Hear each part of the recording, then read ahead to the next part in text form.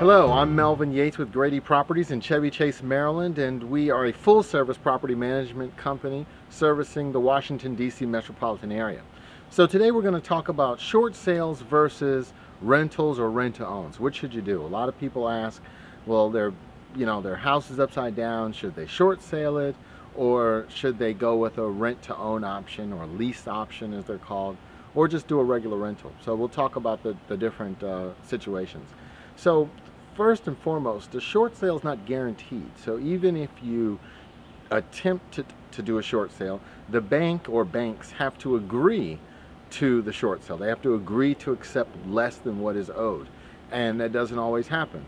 It can take 30 days, it can take 3 months, it can take 12 months, or never.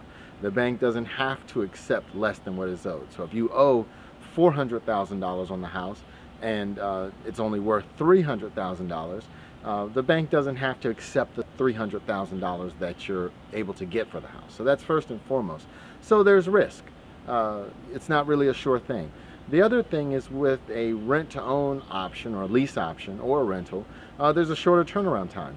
Whereas a short sale typically can take 3 to 6 months if it does go through, a rental can only take 30 days or less than that.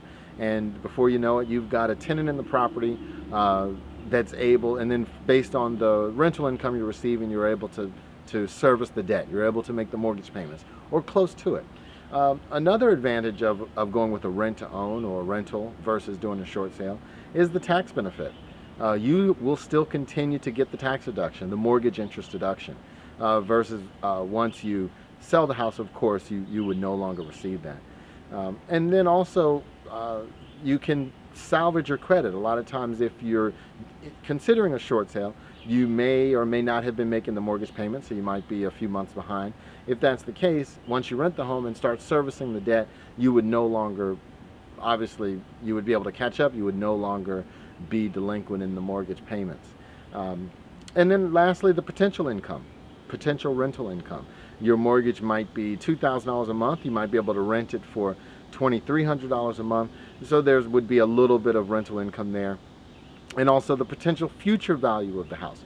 The house that house that's only worth $300,000 now, even though you owe $400,000, hopefully if you rent it for a few years, maybe it will get back to the $400,000 or close to it, so that you will be able to sell the house potentially to that rent-to-own tenant for closer to the $400,000 that you're owed.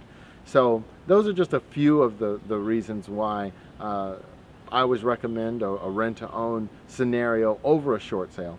And there are advantages and disadvantages of both. But I'm Melvin Yates with Grady Properties in Chevy Chase, Maryland, your full-service property management company servicing the D.C. metropolitan area.